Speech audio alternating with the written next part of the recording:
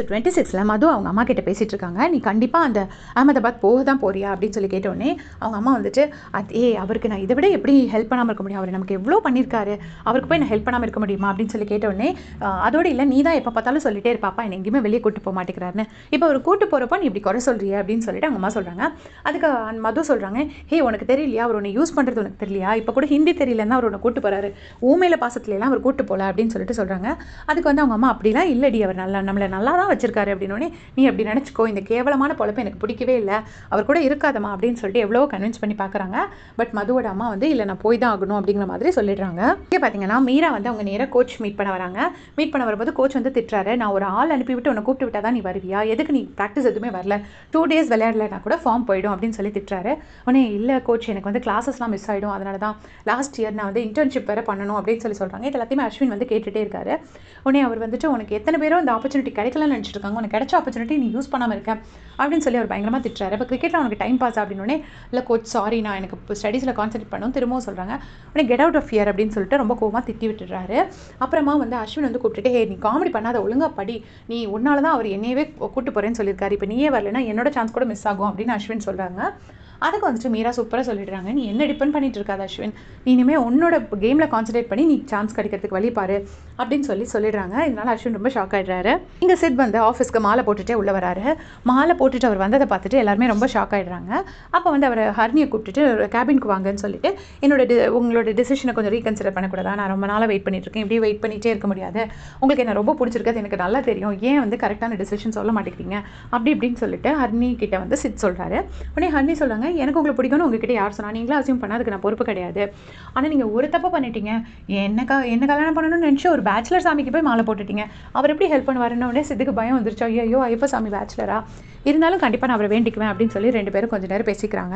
இப்போ பொன்மலர் இதில் எஸ்எஸ் சாப்பிட்டுட்டு இருக்காரு. அப்போ வந்து சொல்கிறாரு, இனிமேல் நீ ஒழுங்காக சாப்பிடணும், எனக்காக வெயிட் பண்ணக்கூடாது, அதெல்லாம் வந்து பொன்மலர்கிட்ட சொல்லிட்டு இருக்காங்க. இப்போது நான் வந்து கிட்ஸோட ரெஸ்பெக்ட்டை ஆல்ரெடி நான் வந்து லூஸ் பண்ணிகிட்டே இருக்கேன், அவங்க யாரும் நான் மதிக்கிறதே இல்லை, ஸோ நான் கண்டிப்பாக புது ஸ்டாக் எடுத்து பிஸ்னஸை கொஞ்சம் மேலே கொண்டு வந்து என் மரியாதையை நான் திருப்பி தக்க வச்சுக்க போகிறேன் அப்படின்னு சொல்லி சொல்கிறாரு.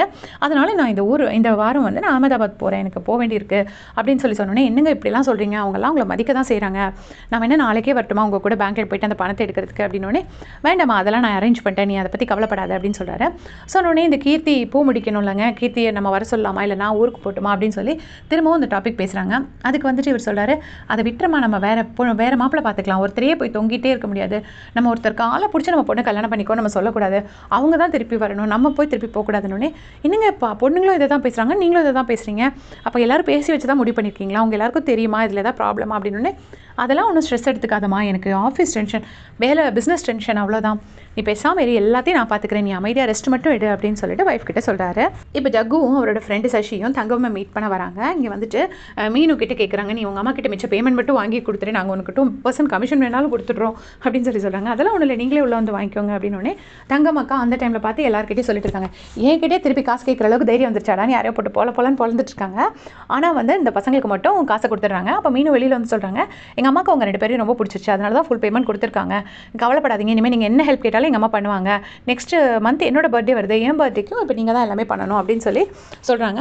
உடனே ஜக்கும் தேங்க்யூ அப்படின்னு சொல்லி வச்சுட்டு அங்கேருந்து கிளம்பிடுறாரு. இப்போ எஸ்எஸ் வந்து 2 ஃப்ளைட் டிக்கெட் போட்டாச்சு, அது கிரிஜாவை கால் பண்ணி சொல்கிறாங்க. சொன்னோடனே கிரிஜா சொல்கிறாங்க, ஒரு 2 days தள்ளி போட முடியாதா, மது பர்த்டே வருதுன்னொடனே, அது டிக்கெட் போட்டப்பறம் தான் சொல்லுவியாம்மா, நீ ஃபஸ்ட்டே சொல்ல மாட்டியா, என் ஃபேமிலியில் தான் எனக்கு சப்போர்ட் போச்சு, இப்போ நீயும் சப்போர்ட் பண்ணாமல் இருக்க அப்படின்னே, அப்படிலாம் இல்லைங்க, நான் உங்களுக்கு என்றைக்குமே சப்போர்ட் பண்ணுவேன், நான் கூட வருவேன் அப்படின்னு சொல்லிட்டு கிரிஜா சொல்லிடுறாங்க. இப்போ பொண்ணுங்கள்லாம் உட்காந்துட்டு இருக்காங்க, அவங்க வந்து சாக்லேட் ஐஸ்கிரீம் ஆர்டர் போடுவா அது இதுன்னு பேசிட்டு இருக்கும்போது கரெக்டாக பொன்மலர் வராங்க. வந்துட்டு என்ன சொல்கிறாங்கன்னா, கல்யாணம் வந்து என்னாச்சு, கீர்த்தி ஃபோனே எடுக்க மாட்டேங்கிறான், கல்யாணம் நடக்கணும் அப்படி இப்படின்னு சொல்லி பேசிகிட்டு இருக்காங்க, அதெல்லாம் முடிஞ்சு போன கதை, அதை பற்றி பேசாதன்னு சொல்லிட்டு ஜெயஸ்ரீ ரொம்ப கோவமாக எந்திரிச்சு போகிறாங்க. இதை கேட்டுட்டு பொன்மலர் ரொம்பவே ஷாக் ஆகிட்டு, என்ன ஹரிணி இப்படி பேசுகிறா, நம்ம கீர்த்தி கிட்ட பேச வேண்டாமா, நீ அதெல்லாம் வேண்டாமா, நீ விட்டுருமா, நம்ம யாரையுமே ஃபோர்ஸ் பண்ணி பின்னாடியே போகக்கூடாதுமா, அக்காவுக்கு வேறு மாப்பிள்ளை பார்க்கலாமா அப்படின்னோடனே, நீ சும்மா இப்படியே சொல்லிட்டு இருக்க அப்படின்னு சொல்லி பொன்மலர் வந்து ரொம்ப டென்ஷனாக, நான் கீர்த்தி கிட்ட திருப்பியும் பேசி பார்க்குறேன் அப்படின்னு சொல்லிக்கிட்டே கீர்த்திக்கு ஃபோன் பண்ணிட்டு கிளம்ப போகிறாங்க. அதோட எபிசோட் முடிச்சிருக்காங்க. தேங்க்ஸ் ஃபார் வாட்சிங்.